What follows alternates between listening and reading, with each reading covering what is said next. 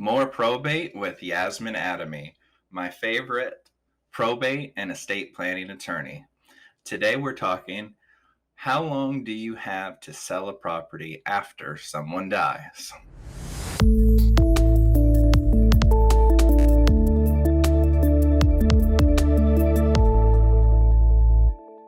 Well, there really is no time limit. I mean, but here's the thing. There is a time limit, and I'll tell you why. All right.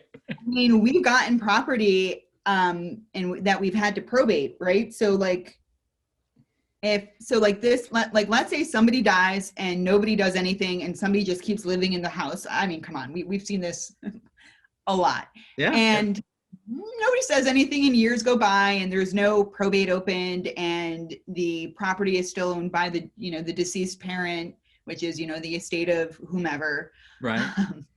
Time keeps marching on because that's what time does. And then like, I don't know, 10 years later, they're like, it's probably time to sell it. Yeah. Nobody can say as long as the taxes have been paid, whatever, nobody really cares. Like nobody's going to make you sell it. If it's not, the court doesn't know about it, nobody's going to make you sell it. Okay. But what happens, and this is during that time period of it just hanging out in your deceased parents' estate, your one sibling's living there, someone else might be paying the taxes. Well, people die. That's what happens in life. And what could have just ended up being a relatively straightforward probate that involved the heirs that were alive when the parent died ends up involving grandchildren, nieces, nephews, because someone died. And wives, then because estranged wives. Yep. And multiple probates. Like one probate turns into like 3 or 4 probates. And that's all expensive because each one of those probates is a separate probate with a separate filing fee, with a separate lawyer fee.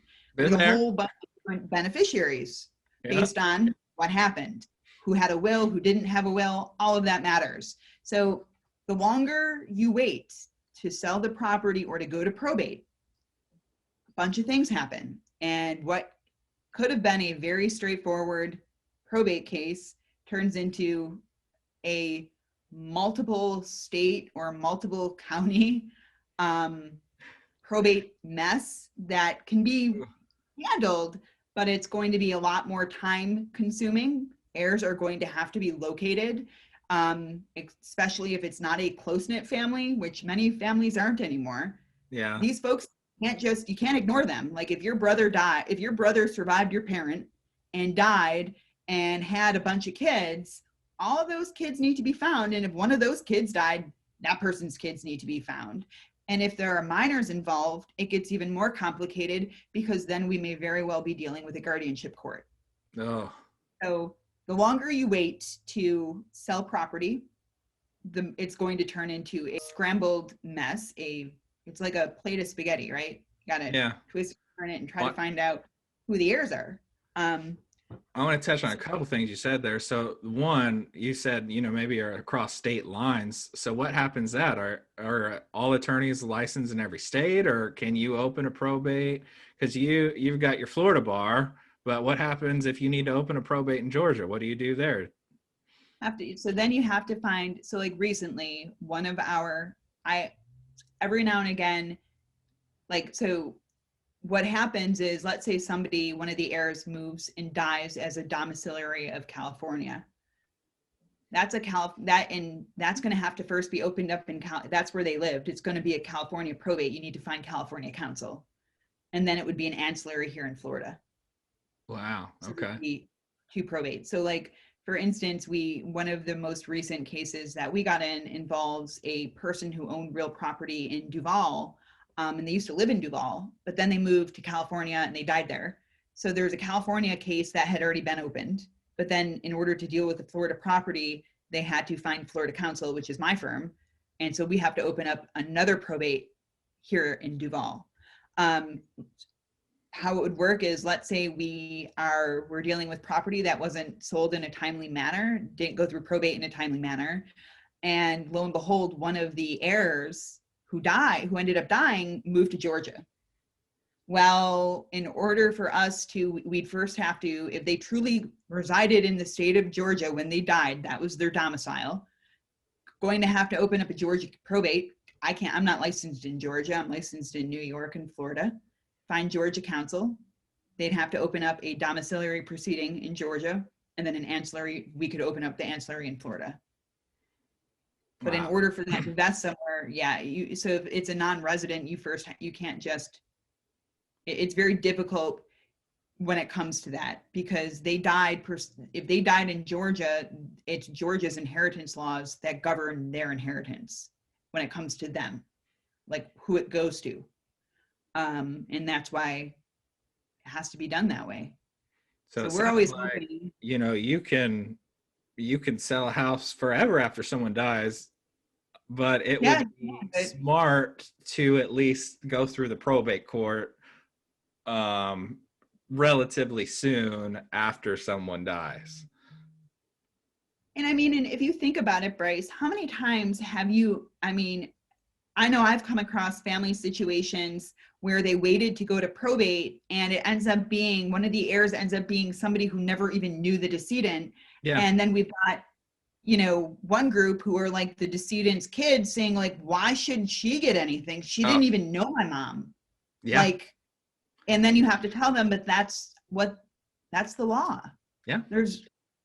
And they don't understand it. And emotionally, you can totally see why they don't understand it. But that's when I always tell people, the law is not always fair, and the law is not always logical. Or if a spouse of an estranged spouse of an heir ends up getting an interest. That is like, then you have to tell the decedents, the mom's children, why so-and-so who nobody even knew, who their brother didn't even really like, but she was the spouse, has a right to the property.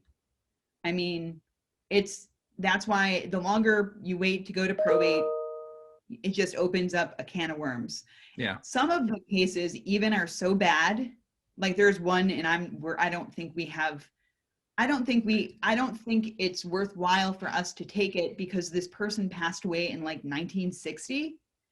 Wow. And the family tree is such a mess that the attorney fee for us to charge would not even be, the property isn't worth enough. And the family, but it's such a mess that it's going to be very hard to find a lawyer who's going to want, because the property isn't worth enough. And then there's so many heirs, none of them are going to be getting enough to make it worth anyone's while. So it just sits. That's crazy. It is crazy. What would you even do in something like that? Just tell them all to sign away their rights, or I ended up not taking the case. Well, I don't blame you, but what even happened? The only thing I can think of is what's going to happen is nobody's going to take care of the property. Nobody's going to pay the taxes on it. It's going to end up going into, some sort of foreclosure, whether it's by the municipal liens for taxes, or whether it's, I doubt it has any leverage on it now, if you no mortgage or anything, since you're saying that it's so small. So it sounds like that property is probably going to be lost to taxes. It's probably going to be sold at public auction. And to ever clear the title on that would be a mess. After it's sold at the tax auction, that should trump pretty much everything. Usually does, but not always. That's why even when you see when with a situation like that, when they have to then go do a quiet title proceeding. Yeah. So it may. Well, I guess if any of the heirs had any IRS liens, I guess it could get muddy. Never mind. But it may very well escape probate court, but then usually you'll see a quiet title proceeding needed. And those are a pain. They're not, quiet title proceedings are not, you don't need to go look for heirs. You don't. You have to be diligent about looking. Like if I do quiet title proceedings, if you know of an heir, you actually do have to serve them. You have to find them and serve them, or at least do an affidavit of due diligence saying that you tried to find out where they are. But publication really is what saves the day. You end up publishing the notice of action. But still, if you do know of a name of an heir, and there's a way that we found one, we did a quiet title, and I'm like, we'll do we'll publish to cover all of the unknown heirs that we don't know about, but quite clearly in this person's obituary, she had a brother. Yeah. He lives in California. So we did find him, and he wouldn't sign a waiver and consent. So we had to serve him. And we did serve him, but it was right when the virus had relatively first started, and it took a while. Yeah. But it would be bad faith. So for instance, let's say I said, hey, listen, we're not going to even mention him. We'll mention him as an unknown heir or whatever. He then could have come back and absolutely tried to invalidate our quiet title proceeding because he was ascertainable. So if somebody's an ascertainable heir, you at least have to attempt to find them. Okay. And the court makes you, do an affidavit of due diligence. So that would be a pain in the butt quiet title even after it got sold in Texas. Yeah, and that's usually what they have to do. I mean, quiet Yeah. title proceedings are usually with a type of tax situation like that, and then you see a quiet title proceeding to clear title. Okay. So I guess to but wrap this one up. Yeah, what were you gonna say? Sorry. That it's probably you don't have to go find all the heirs, but Yeah. you kind of do, but you kind of don't, but you kind of still do. It's advisable to. Yeah, if you like with him, we had his name. He was Yeah. in her obituary. I mean, there are certain heirs that, if somebody ended up having a child they never that's nowhere to be, you can't find that person, and that's what publication's for. Yeah. Because it covers your base for all the ones that even though you exercise due diligence, you cannot find. You cannot ascertain them. Okay. And then there are heirs out there like that. Gotcha. Sure. To wrap this one up, how long do you have to sell after someone dies? As long as you want. But the longer you wait, it's probably going to cost you more and more and more and more and more and more money. Is that about it? One thing though to bring up is, let's say that it does go through probate and it is in your name. Yeah. You don't have, once it's gone through probate, if it's in like your name and your sibling's name, Yeah. you don't ever have to sell it. You can use that as rental property. Yeah. It's yours. You do whatever you want. Absolutely. Okay.